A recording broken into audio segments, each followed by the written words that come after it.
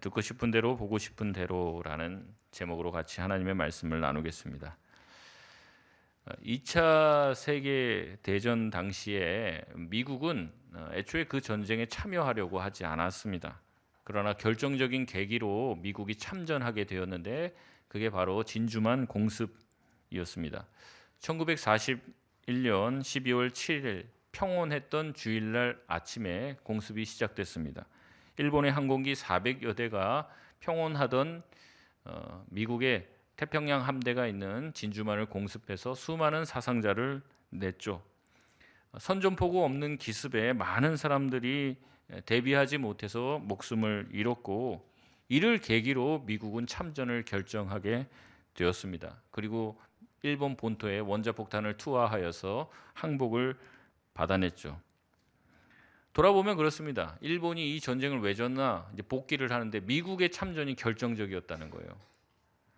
미국이 참전하지 않았다면 일본이 지금은 어떻게 지금 재편이 됐을까, 이런 이제 역사학자들이 이런 예상들도 해봅니다.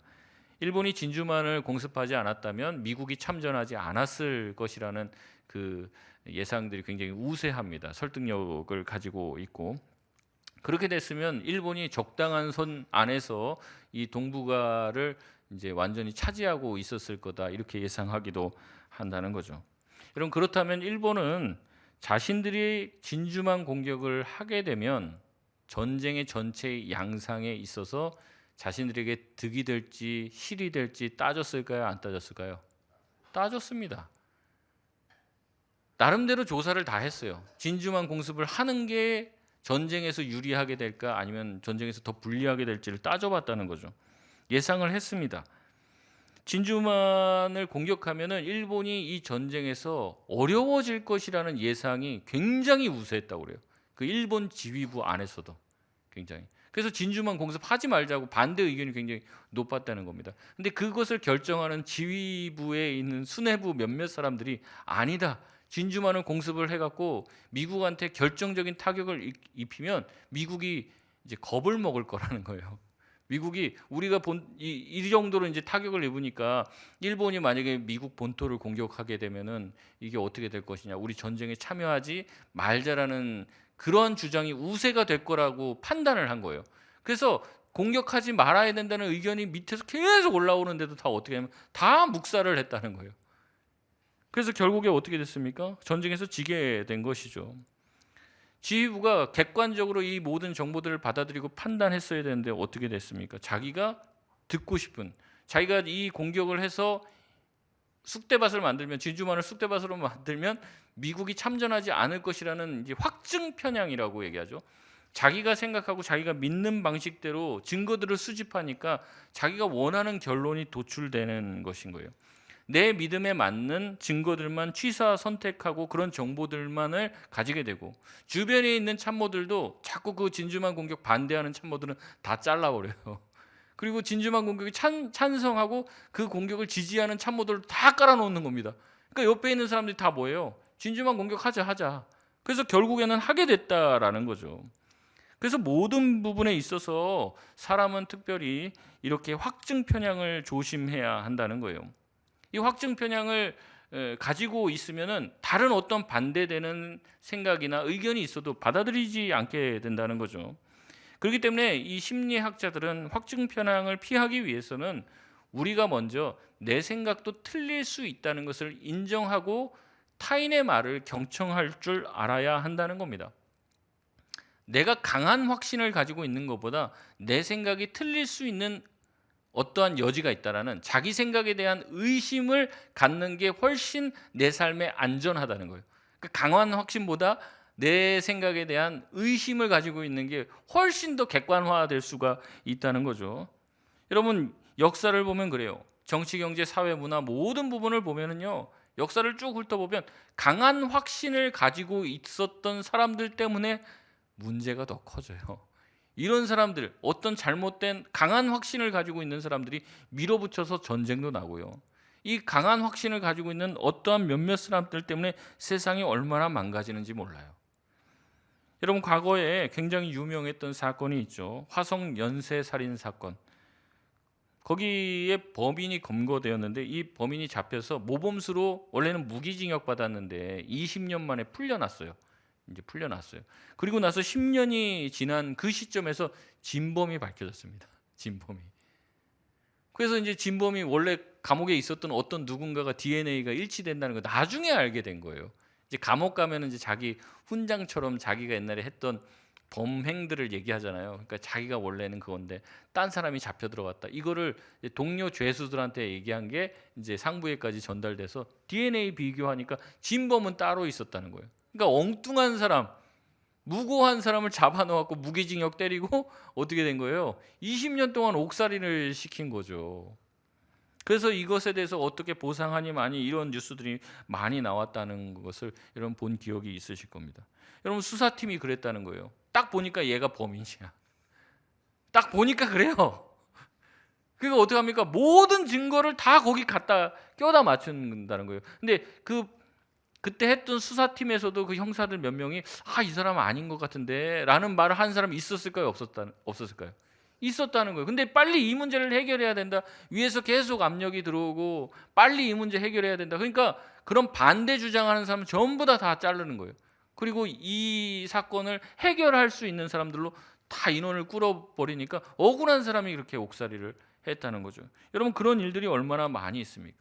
그러니까 강한 확신을 가지고 있는 게 사실은 억울한 사람을 더 많이 만들 수 있게 된다는 거죠. 오히려 반대의 객관적이고 결백한 증거들을 무시하게 되는 것이죠. 여러분 신앙도 마찬가지입니다. 신앙생활을 할 때도요. 우리가 잘못된 확증 편향을 가지고 있으면 하나님께서 우리에게 하시는 말씀 그대로를 받아들이기가 굉장히 어려워요. 그러니까 아라고 말을 하면 아라고 알아들어야 되는데 오라고 알아듣는 거예요. 왜냐하면 자기가 가지고 있는 생각이 강하니까 그렇습니다. 여러분 이단 얘기들 많이 하잖아요. 이단이랑 말싸움에서 그 사람들 설득할 수 있을 것 같아요? 못합니다. 이게 진짜 어려운 거예요. 왜 못하냐면 그 사람들은 이미 이만희가 재림주라고 믿고 있어요. 그렇게 확신하고 있어요. 확신을 하고 있어요. 그러니까 성경을 아무리 읽어도 기승전 결국에 뭐예요? 이만희가 하나님이다. 이게 되는 거예요. 이만희가 재림주다. 이게 되는 거란 말이죠. 성경을 백독을 해도 그 사람은 그 틀에서 벗어날 수가 없는 거예요. 자기가 그렇게 확신을 가지고 있으니까 아무리 성경을 읽어도 그 해석은 그 신천지식의 해석이 될 수밖에 없다는 거죠. 여러분 이와 같다는 겁니다. 우리의 성경을 보는 시각이 왜곡되어 있고 그게 확실해지면 확실해질수록 성경을 제대로 볼 수 있는 눈을 오히려 갖지 못할 수도 있다는 거예요. 오늘 성경에 나오는 본문의 제자들 역시 마찬가지입니다. 읽진 않았지만 이 배경을 조금 보면요. 예수님이 1절에서 4절까지 바리새인들과 사두개인들과 논쟁을 하십니다. 그리고 논쟁 이후에 나오는 장면이 오늘 본문이에요. 우리 5절 말씀 같이 한번 읽어보겠습니다. 5절입니다. 시작. 제자들이 건너편으로 갈새 떡 가져가기를 잊었더니 아멘. 제자들이 건너편으로 이렇게 예수님과 같이 건너가는데 떡을 가져가야 된다는 도시락이죠. 뭐 식사를 할 수 있는 그 떡 빵인데 그것을 가져가기를 잊었다는 사실을 그들이 깨달은 거예요. 그러니까 지금 머릿속에 뭐가 있어요? 지금 떡을 가져가지 않았구나. 이 떡 어떻게 해야 되지? 이게 머릿속에 가득한 거예요, 지금. 그들은 그렇게 머릿속에 떡이 가득할 때 예수님께서 6절에 말씀하십니다. 6절 말씀 같이 읽겠습니다. 시작. 예수께서 이르시되 삼가 바리새인과 사두개인들의 누룩을 주의하라 하시니 아멘. 지금 예수님께서는 1절과 4절의 말씀을 연장해서 얘기하고 계십니다. 사두개인들과 바리새인들 이들의 대화를 염두에 두며 이들이 하는 그 말 누룩 이제 이스트죠. 빵을 만들 때 이제 아주 작은 이스트만 넣어도 빵 전체가 다 부푸는 것처럼 어떻다는 거예요? 바리새인들과 사두개인들의 잘못된 교훈을 내가 조금만 받아들여도 내 신앙 전체가 어떻게 된다는 거예요? 전부 다 오염이 될 수 있다는 그 얘기를 하시면서 조심해라 이 얘기를 하시는 거죠. 근데 그들의 머릿속에는 뭐가 들어가 있다고요? 지금 떡만 들어가 있는 거예요. 떡 안 갖고 왔고 어떡하지? 7절 말씀입니다. 같이 읽겠습니다. 시작. 제자들이 서로 논의하여 이르되 우리가 떡을 가져오지 아니하였도다 하거늘 아멘. 제자들은 예수님이 갑자기 누룩 이야기를 하니까, 이스트 이야기를 하니까, 아, 예수님이 지금 우리 빵 안 가져왔다고, 떡 안 가져왔다고 우리 야단치는구나, 이렇게 알아들어요. 저도 설교할 때 그 말 한 게 아닌데 잘못 알아들으시는 분들이 많더라고요. 자기 머릿속에 꽉 차 있는 게 있으니까 본인식으로 알아듣는 거죠. 떡을 안 가져왔다라는 사실로 가득하면서 예수님한테 혼날까 봐 덜덜덜 떨고 있는데, 하필이면 예수님께서 누룩을 이야기하시니 자기네들 야단쳤다, 이렇게 받아들이게 되는 거예요. 자신이 듣고 싶은 대로 듣고요, 자신이 믿고 싶은 대로 믿는 이러한 현상은 요새 교인들에게만 있는 게 아니더라고요. 아주 오래된 역사와 전통을 가지고 있는 트렌드입니다. 예수님 제자 시대 때부터 한 2000년 흘러온, 자기가 듣고 싶은 대로, 보고 싶은 대로, 믿고 싶은 대로 그런 거예요. 말씀을, 예수님께서 왜 저 말씀을 하시는지를 생각을 안 하고 그냥 들리는 대로, 내 생각대로, 내 머리에 가득한 그 생각, 그것을 그냥 투영해서 예수님이 저 말 한 걸 거야, 이렇게 마음대로 추측을 하더라는 거죠. 여러분, 우리도 그럴 때가 많이 있습니다. 우리가 가지고 있는 어떠한 확증적인 개념과 생각으로 성경을 볼 때가 많아요. 그러면 성경 자체가 뭐라고 말씀하시는지 우리가 받아들이지 못할 때가 많이 있습니다. 예를 들어 보겠습니다. 여러분 아마 다 그러실 거예요. 나는 아닐 거야. 지금 다 그러실 거예요. 한번 예를 들어 보겠습니다. 성경은 술을 마시라고 할까요? 말라고 할까요? 한번 손을 들어 보겠습니다. 성경은 술을 마시지 말라고 한다. 예수님 믿는 사람 손 들어보세요. 그 일부 예배는 좀 있었는데 자, 손 내려보시고, 자, 성경은 술 마셔도 된다고 말한다. 한번 손 들어보세요. 정체가 드러날까 봐 지금 아무도 말씀 안 하시는 것 같은데, 술을 마셔도 된다라고 얘기하는 분들은 아마 이렇게 생각하실 거예요. 성경에서 술에 대해서 긍정적으로 말하는 부분이 있을까요? 없을까요? 있습니다. 그리고 그 부분을 따와서 얘기하면서 나 술 먹어도 돼, 성경에서도 먹어도 된다고 얘기를 하잖아요.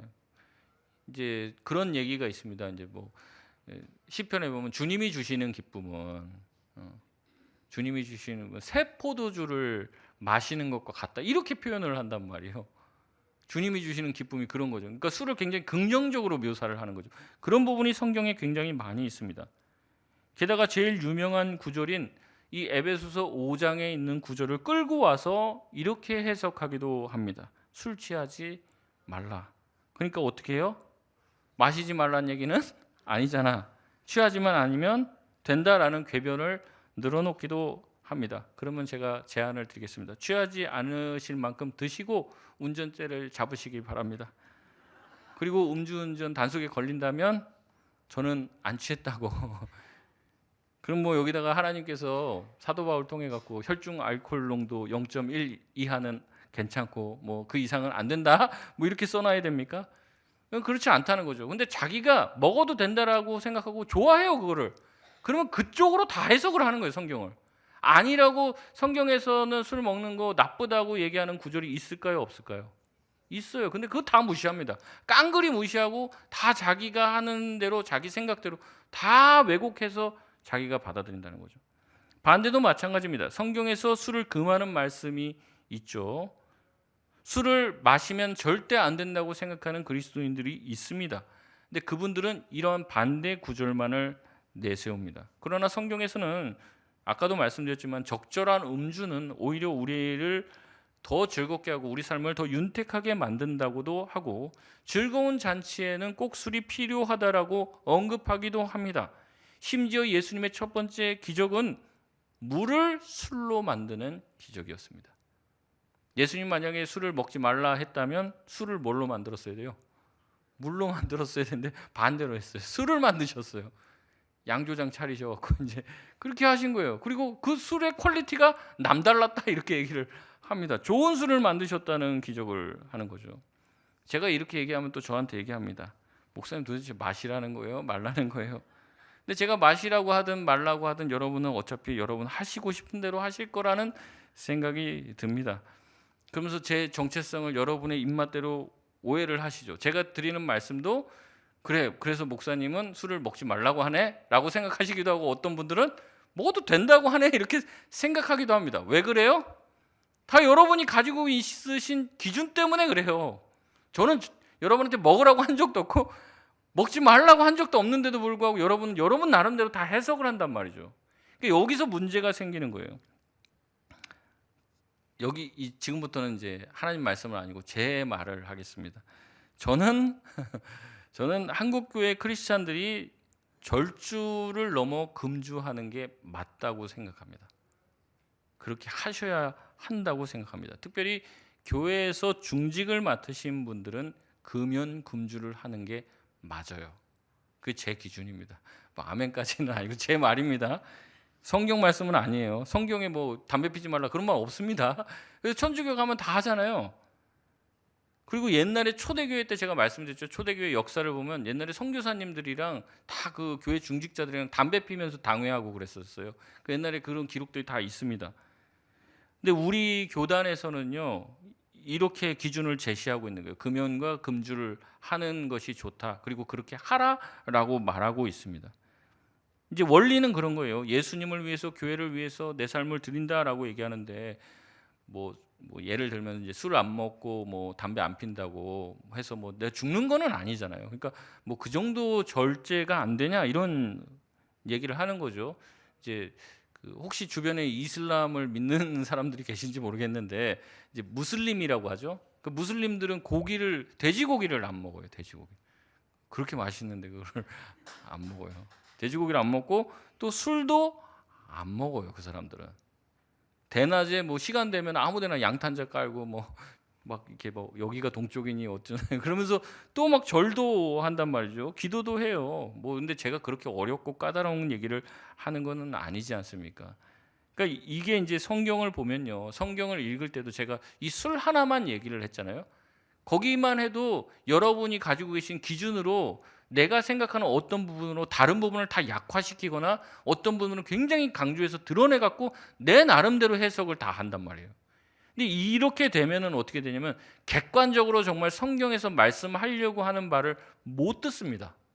예수님이 그래서 뭘 하라고 하는지에 대해서 나에게 뭘 원하시는지를 보는 게 아니라 내 관점에서 예수님이 내 구미에 맞는 말을 하느냐 안 하느냐, 그게 더 중요한 게 되는 거예요. 내 마음대로 해석하게 된다는 거죠. 여러분, 그래서 이단도요, 이와 유사합니다. 이런 우리의 성경 해석 방식이 과도하게 되면 이단이 되는 거예요. 같은 성경을 봐요. 이단도 우리와.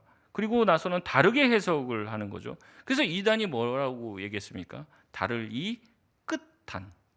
그러니까 다른데 처음은 똑같아요. 처음은 다 똑같고, 심지어 이단 뭐 이렇게 유튜브 보면은 뭐 은혜도 받아요. 근데 뒤에 가면 이상한 거예요, 느낌이. 근데 요새는 이게 좀 심해져 갖고 정통 교단 안에서도 희한한 소리 하시는 분들이 많이 있어요. 굉장히 왜곡되어 있는 거죠. 그래서 예수님은 다시 한번 제자들에게 이렇게 이야기하십니다. 우리 8절 말씀 같이 한번 읽겠습니다. 시작. 예수께서 아시고 이르시되 믿음이 작은 자들아 어찌 떡이 없으므로 서로 논의하느냐. 아멘.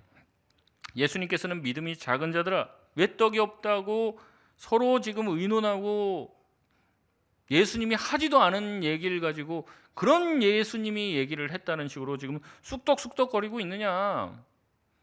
그러면서 예수님 얘기하는 거죠. 너희들이 정말로 믿음이 있는 사람이라면 내가 얼마 전에 5,000명을 먹였던 거, 4,000명을 먹였던 거, 음식물 쓰레기만 12바구니 나오고 뭐 그러잖아요. 그런 것들을 왜 깨닫지 못하느냐. 그럼 내가 지금 떡이 없어서 너희들에게 지금 뭐라고 야단치는 게 아니라 바리새인들과 사두개인들의 누룩을 조심하라고 얘기했을 때 그들의 교훈을 조심하라는 것을 금방 알아차렸을 텐데, 너희가 가지고 있는 머릿속에 가득 차 있는 생각들 때문에, 너희들이 가지고 있는 확증 편향 때문에 말씀을 곡해했다고 책망하고 계시는 거죠. 그 얘기를 듣자 제자들이 이렇게 반응합니다. 12절 말씀입니다. 시작. 그제서야 제자들이 떡의 누룩이 아니요 바리새인과 사두개인들의 교훈을 삼가라고 말씀하신 줄을 깨달으니라. 아멘.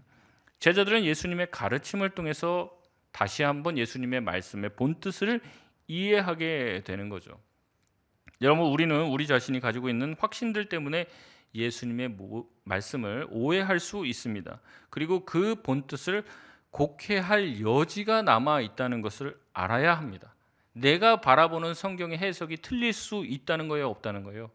있다는 거예요. 그것을 의심해야 됩니다. 저도 말씀을 읽다 보면은 야, 이거 이런 말씀 아니야, 이런 생각이 들 때가 있어요. 번뜩 들 때가 있어요. 근데 그러면은 책을 찾아봐요. 주석을 찾아보고 저와 같이 말한 사람이 있나, 저와 같이 생각한 사람이 있는지 저의 선생님들의 책들을 본단 말이죠. 종교개혁자들이 혹시 성경을 이렇게 보지 않았을까를 본단 말이죠. 기독교 2000년 역사 속에서 저보다 똑똑한 사람이 있을까요, 없을까요? 몇 안 됩니다. 몇 안 되는데 있긴 있습니다. 그래서 제가 그분들의 책을 보는 거예요. 그리고 그 선생님들이 말하지 않은 것은 저도 말하지 않습니다. 여러분, 우리의 지혜는 우리 생각보다 더 얕아요. 근데 우리의 잘못된 확신은 우리 생각보다 더 뿌리 깊게 박혀 있습니다. 그래서 성경을 아무리 통독하고 큐티를 해도 이 왜곡된 생각을 가지고 있는 순간은 우리가 하나님의 말씀을 바로 이해하는 것은 상당히 어려운 일이에요. 그러면 우리가 여기서 이제 질문하게 되는 거죠. 그러면 과연 어떻게 우리는 하나님의 본 뜻인 말씀을 바로 깨달을 수 있을까? 어떻게 해야지 하나님의 말씀을 우리가 제대로 이해할 수 있을까? 두 가지만 살펴보길 바라는데요. 첫 번째는 예수님의 말씀에 귀를 기울여야 할 줄로 믿습니다. 사복음서에서 예수님은요, 구약을 재해석해 주십니다. 예수님이 특별히 십계명을 가지고 언급합니다. 살인하지 말라라고 너희가 들었지만 나는 너희에게 말하노니 마음속에 형제를 미워하는 자마다 그 마음에 이미 살인하였다라고 말씀하고 계십니다. 너희들이 간음하지 말라는 말은 들었지만 나는 너희에게 말하노니 누구든지 그 마음에 음욕을 품는 자마다 이미 마음에 간음했다라고 말씀하십니다. 그러면서 우리의 행동은 행동 자체가 문제가 아니라 행동은 어디서부터 나온다는 거예요? 내 마음에서부터 행동이 나온다는 겁니다. 그러니까 죄를 짓는 거는 사실 어디서부터 시작이 됩니까? 마음이죠. 그러니까 마음을 다스려야 되는 거예요. 형제를 사랑하게 되면 형제를 미워할 일이 있습니까? 그럼 살인하지 않게 되겠죠. 마음이 청결하고 마음이 거룩하고 마음속에 그리스도에 대한 것, 하나님의 거룩한 품성과 성령으로 충만하게 되면 어떻게 음란한 일들을 행할 수 있게 되냐는 거죠. 사실 내 안에 그런 것들이 없으니까, 내 안에 음란함이 있으니까 음란이 나온다는 거죠. 결국에 마음을 다스리지 못하면 반드시 행동으로 죄를 짓게 된다는 말씀을 우리에게 얘기하고 다시 한번 말씀을 재해석해 주십니다. 단순히 살인만 하지 않는 것으로 충분하지 않다. 그 말씀은 그런 뜻이 아니야. 단순히 네가 간음만 하지 않았다고 그것만 괜찮은 게 아니야. 그 말씀은 그 뜻이 아니야라고 해석해 주시는 것이죠. 예수님은 부활하시고 제자들을 만나 다시 한번 이렇게 해석하고 계십니다. 누가복음 24장 25절에서 27절 말씀에 제자들을 가리켜 이렇게 얘기합니다. 이르시되 미련하고 선지자들이 말한 모든 것을 마음에 더디 믿는 자들이여, 그리스도가 이런 고난을 받고 자기의 영광에 들어가야 할 것이 아니냐 하시고, 27절 같이 읽겠습니다.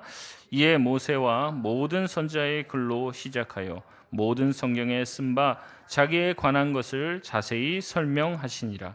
아멘. 예수님이 어떻게 하셨다고요? 자세히 설명하셨어요. 설명. 구약의 내용을요, 자세하게 그들에게 설명해주고 풀어주십니다. 예수님의 표현대로 하면 우리도 마찬가지예요. 미련하고 선지자들의 말을 더디 믿는 자도 우리죠. 그렇기 때문에 우리는 우리 나름대로식의 해석이 아닌 예수님의 해석, 예수님의 말씀을 경청해야 할 줄 믿습니다. 내 해석과 내 생각, 내 머릿속에 가득 찬 그 생각에서 벗어나지를 못하는 거예요. 그런 게 아니라 예수님이 뭐라고 말씀하시는지를 봐야 된다는 거죠. 그렇지 않으면 누룩이라고 하는 단어 하나에 꽂혀서 예수님이 지금 떡 이야기 하나보다라고 오해할 수 있다는 겁니다. 두 번째는 바로 신앙의 참된 지도를 받아야 합니다. 성경 해석은요, 우리 개인이 사사로이 풀 것이 아니라고 성경은 말하고 있습니다. 베드로후서 1장 20절에서 21절까지 말씀 우리 같이 한번 읽겠습니다. 시작. 먼저 알 것은 성경의 모든 예언은 사사로이 풀 것이 아니니 예언은 언제든지 사람의 뜻으로 낸 것이 아니요 오직 성령의 감동하심을 받은 사람들이 하나님께 받아 말한 것임이니라. 아멘. 여러분, 저도요 성경을요 배웠습니다. 배운 사람입니다. 제가 배웠고 제가 익혔고 그리고 그것을 전달을 하는 거예요. 제가 뭐 창조해낸 게 아닙니다. 제가 뭐 성경 읽다가 뭐가 꽂혀갖고 여러분에게 말씀드리는 게 아니에요. 제가 말씀드리는 것은 다 근거가 있습니다. 저를 가르쳤던 선생님들, 제가 직접 만나지는 않았지만 책으로 만난 종교 개혁자들, 그 선생님들이 가르쳐 준 것을 말씀드리는 거예요. 예수님은요 이 땅에 책 한 권 남기지 않으셨습니다. 예수님의 행적은요 다 제자들이 보고 필요한 것만 취사하여 선택하여 기록한 것입니다. 여러분, 만약에 저를 따라다니면서 일주일 동안만 저의 행적, 제가 말한 거 적어보세요. 성경보다 더 두꺼울 거예요. 근데 예수님은 3년 동안 그들과 동행하며 말씀하셨습니다.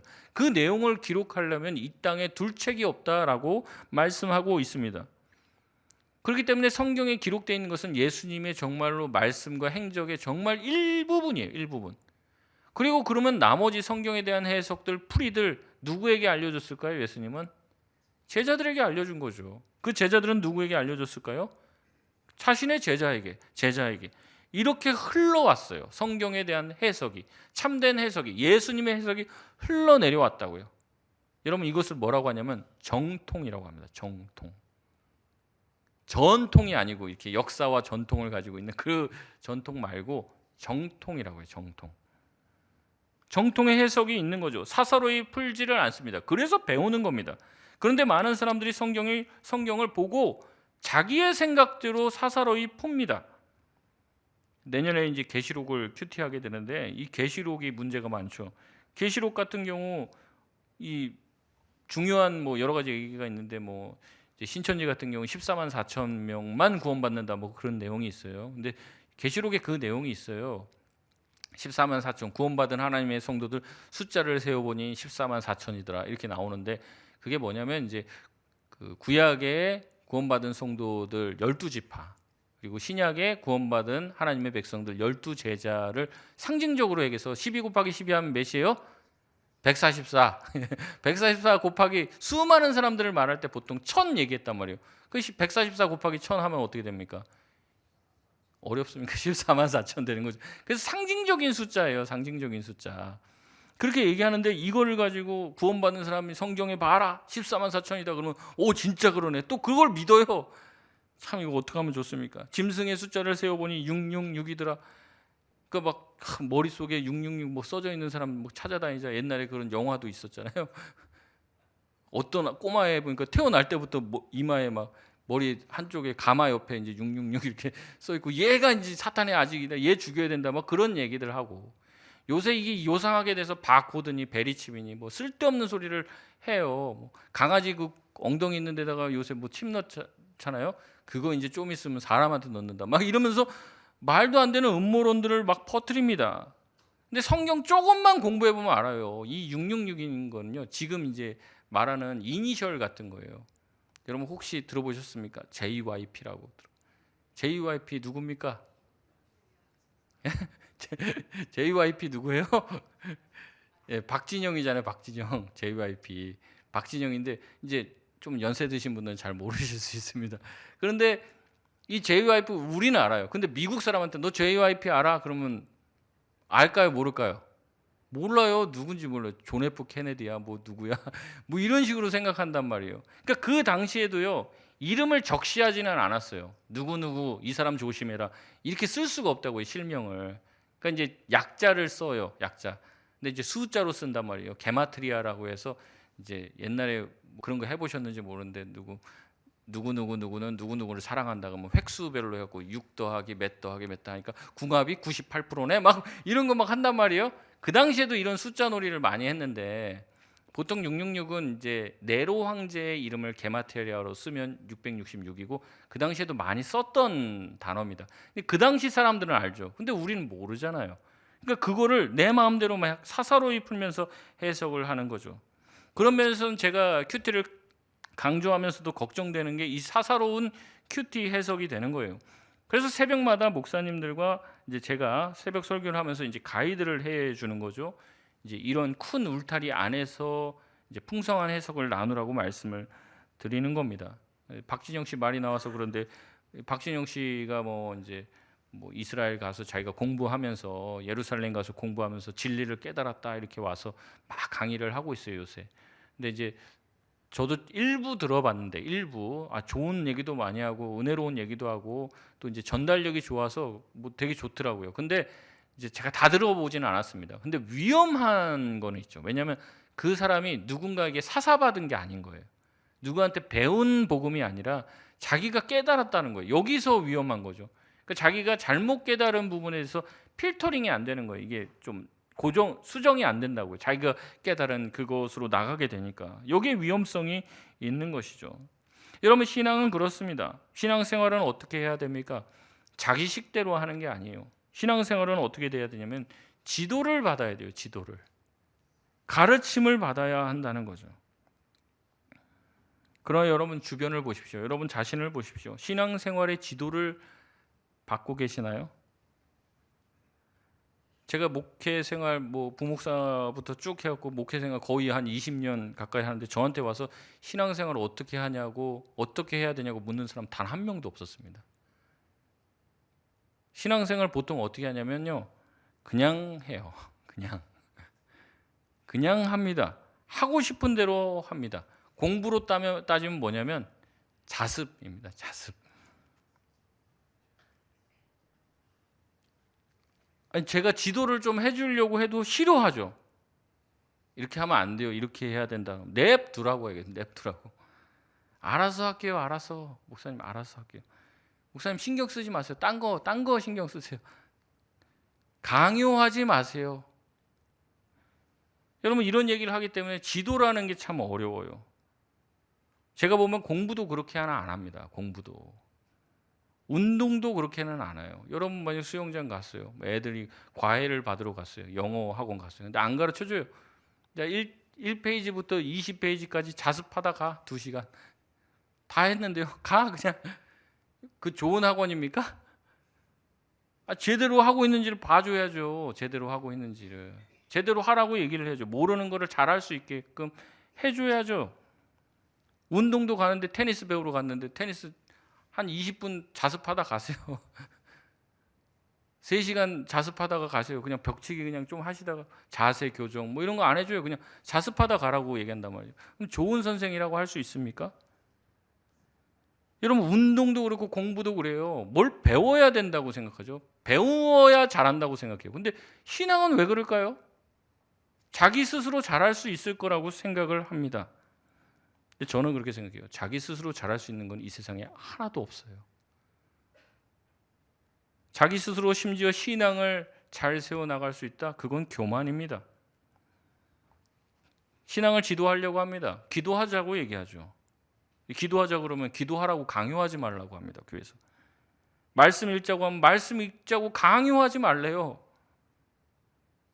그게 무슨 강요입니까? 제 강요라는 단어 자체를 별로 제가 안 좋아하는데 왜냐하면 그 강요라고 하는 말의 뜻이 그래요. 굉장히 폭력적이잖아요. 굉장히 일방적입니다. 하기 싫은데 막 어거지로 밀어붙이는 느낌이 있죠. 그래서 쓰고 싶지 않는 거예요. 근데 제가 기도하자, 말씀 읽자, 큐티하자, 뭐 전도하자 이걸 지금 불신자한테 하는 겁니까? 그러니까 안 믿는 사람, 예수님 안 믿는 사람한테 하면 제가 강요죠. 안 믿는데 제가 아는 누구 지인인데 안 믿는데 제가 가서 뭐 전도해 가서 기도해 그러면 강요하지 말라고 그런 얘기를 듣겠죠. 근데 교회 안에서도 그런 얘기를 듣더라는 거죠. 우리 구역장님들이나 뭐 그런 얘기들을 합니다. 성경의 말씀을 얘기하면 그걸 강요한다고 생각을 해요. 성경은 얘기합니다. 항상 기뻐하라. 항상 기도하라. 항상 감사하라고 얘기하죠. 여러분 이게 강요입니까? 우리가 하나님의 뜻을 많이 묻잖아요. 하나님이 나를 향해 가지고 계신 뜻이 뭔지 궁금해요. 목사님 어떻게 하면 하나님의 뜻을 알 수 있을까요? 내가 알려드릴게요. 항상 기뻐하라, 쉬지 말고 기도하라, 범사에 감사하라. 이것이 그리스도 예수 안에서 너희를 향한 하나님의 뜻이니라. 명시적으로 나와 있잖아요. 하나님의 뜻이라는 거예요. 이것이 누구를 향한? 우리를 향한. 자기 이름을 넣으세요. 거기다가 나를 향한 하나님의 뜻이란 말이죠. 그런 것들이 많이 있잖아요. 그런데도 불구하고 아니 그런 거 말고요. 어디다 투자하면 되냐고요.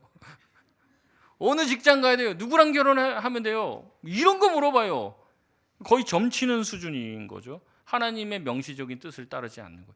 그러니까 가르침을 받지 않는다고요. 그냥 내 식대로 내 방식대로 신앙생활합니다. 여러분 제발 부탁입니다. 자기 마음대로 예수 믿지 마세요.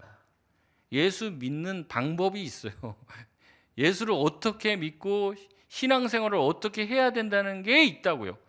옛날부터 정통이 있다고요. 정통. 자기식대로 하지 마시고 자기 마음대로 예수 믿는 것은 진짜 예수 믿는 게 아닐 수 있습니다. 여러분 예수님이 어떻게 생겼어요? 예수님이 어떠한 분이에요? 내가 생각하는 게 있어요. 제가 여러분에게 가르치기도 전에 여러분 성경 읽기도 전에 여러분 예수님 하면 떠오르는 이미지가 있고 그런 형상이 있어요. 딱 그분을 섬기는 거예요. 그러면 그건 예수님이 아닙니다. 성경에 있는 예수님이 아니라 내가 생각하는 예수라고 하는 우상이에요. 내가 하나님을 섬긴다고 여러분 우리가 계속 지금 요새 큐티하는 내용이 그런 거거든요. 하나님 섬긴다고 막 하는데 하나님 안 섬기는 거예요. 너네들이 하나님 섬긴다고 제사도 하고 번제도 하고 별거 다 하는데 그거 나 섬기는 거 아니다. 너네 좋으려고 하는 거지. 그러니까 하지 마라. 그 얘기를 계속 하신다는 거죠. 자기 마음대로 예수 믿는다는 거는 이런 겁니다. 나를 믿는 거예요. 나를. 내가 생각하고 내가 생각하는 어떠한 분을 믿는 거예요. 내가 생각하는 어떠한 신을 만들어 놓고 그 우상을 섬기는 것이지 진짜 하나님을 섬기는 것이 아닙니다. 진짜 하나님을 섬기고 진짜 예수님을 섬기려면 하나님이 누군지 알아야죠. 예수님이 누구신지 알아야죠. 근데 몰라요. 모르는데도 잘 섬기고 있다고 생각해요. 자습을 하면서 자기가 100점 올백 맞을 거라고 스스로 착각하고 시험장에 들어가는 거예요. 자기 혼자 공부하고 자기 혼자 100점 맞을 거라는 확신 가운데 가는 거예요. 근데 아니죠. 하나님을 제대로 믿고 섬긴다는 것은요, 내가 보고 싶은 대로 듣고 싶은 대로 취사 선택하여 골라서 하나님을 적당히 섬기는 게 아닙니다. 하나님을 어떻게 섬기는지 성경에 가르치고 있고 하나님을 어떻게 따라야 하는지 예수님을 믿는 사람은 어떻게 살아야 되는지 이미 성경에 말씀하고 있다는 거죠. 물론 이제 거기에 도달하기는 어려워요. 근데 어떤 겁니까? 그 방향으로 우리가 맞춰야 하는 거죠. 더 주님을 사랑하게, 더 거룩하게, 더 사랑이 많게, 더 주님을 기쁘시게 살아야 할 줄 믿습니다. 올해도 벌써 연말이 되었어요. 12월 중순이 되었죠. 이제 몇 주 안 남았습니다. 여러분 어떻습니까? 올 초보다 지금 올 한 해를 돌아보면서 주님을 더 뜨겁게 사랑하게 되셨습니까? 더 신앙의 발전이 있었습니까? 하나님을 더 많이 알고 주님을 더 뜨겁게 사랑하게 되었습니까? 그렇다면 참 다행이에요. 감사한 일입니다. 그쪽으로 쭉 가시면 됩니다. 근데 그게 아니라 비슷비슷하거나 아니면 더 주님께로부터 멀어진 것 같아요. 그럼 지금 문제가 생겼잖아요. 문제가 생겼으면 고쳐야 되는데 뭔가 바꿔야 되는데 그 결론이 뭐냐면 뭐 이제 연초보다 뭐 지금 뭐 더 이게 막 떨어졌어요. 뭐 믿음도 떨어지고 지치고 피곤하고 힘들고 그러니까 솔루션으로 나오는 게 뭐냐면 이제 안 한다는 거예요. 그만둘게요. 내려놓을게요. 이게 솔루션이에요. 답답하죠, 제가 보면. 그러니까 뭐 애들이 만약에 공부를 한다고 그래요. 근데 뭐 이제 공부를 했는데 이 선생님한테 맡겨놨더니만 성적이 더 떨어져요. 그럼 어떻게 돼요? 학원을 바꾸잖아요. 바꾸고 아니면 선생님 한 명 갖고 안 되면 어떻게 해요? 2명 막 해놓고 이렇게 해갖고 뭔가를 더 해갖고 끌어올리려고 하지. 근데 신앙에서는 안 그래요. 자기가 신앙생활을 하면서 뭐가 문제가 생기고 저거 뭔가 달라지지 않고 있는데도 어떻게 하냐면 더 안 하려고 그래요. 그럼 좋아질 리가 있겠습니까? 근데 이 모든 것이 뭐냐면 자기 생각대로 자기 소견에 옳은 대로 신앙생활을 하니까 그런 거예요. 여러분 지도를 받으시길 바랍니다. 어떻게 신앙생활하는지 여러분 스스로에게도 질문하시길 바라요. 그러려고 목사가 있는 거고 구역장이 다 있는 겁니다. 어떻게 신앙생활해야 되냐고. 우리가 그렇게 똑똑하고 잘나고 다 예수 믿는 장성한 분량에 이르지도 못했는데 그러고 있다는 거죠. 여러분 우리가 정말로 주님께서 기뻐하시는 신앙의 길을 걸어가는 주님의 참된 제자들이 되시길 바랍니다. 말씀을 마치겠습니다. 제자들은 자신의 상황 때문에 예수님의 말씀을 오해합니다. 그래서 예수님은 그들을 교정해 주시죠. 이런 해석의 전통이 예수님의 제자를 통해서 그 제자를 통해서 지금 우리에게까지 왔습니다. 그래서 우리 신앙의 정통적인 신앙의 습관들은 되게 중요한 거예요. 말씀 읽기, 기도하기, 이런 것들은 너무 중요한 거죠. 그리고 그 말씀을 따라서 신앙의 지도를 받아 나갈 때 바른 신앙으로 자라나게 되는 거예요. 여러분, 나의 신앙생활은 어떻습니까? 여러분의 영적인 건강의 상태를 체크해 보시길 바랍니다. 하나님과의 관계는 어떻습니까? 더 친밀합니까? 더 가까워지고 있습니까? 이대로 쭉 가면 주님을 깊이 사랑하게 될 것 같습니까? 예수님을 잘 닮아가고 있습니까? 아니면 일주일에 한 번 취미 생활하듯 주말 교회에 한 번 출석해 주고 있습니까? 다시 한번 여러분 자신을 하나님의 말씀에 비추어 보시기 바랍니다. 혹시 듣고 싶은 대로, 보고 싶은 대로, 하고 싶은 대로, 믿고 싶은 대로 예수님의 말씀을 곡해하며 살고 있지는 않은지, 아니면 정말로 예수님이 가르치시는 가르침대로 바르게 자라가는지 바라보시고 주님이 기뻐하시는, 주님이 원하시는 참된 그리스도인이 되시길 주님의 이름으로 축원드립니다. 우리 이 시간 같이 찬양하고 기도하겠습니다.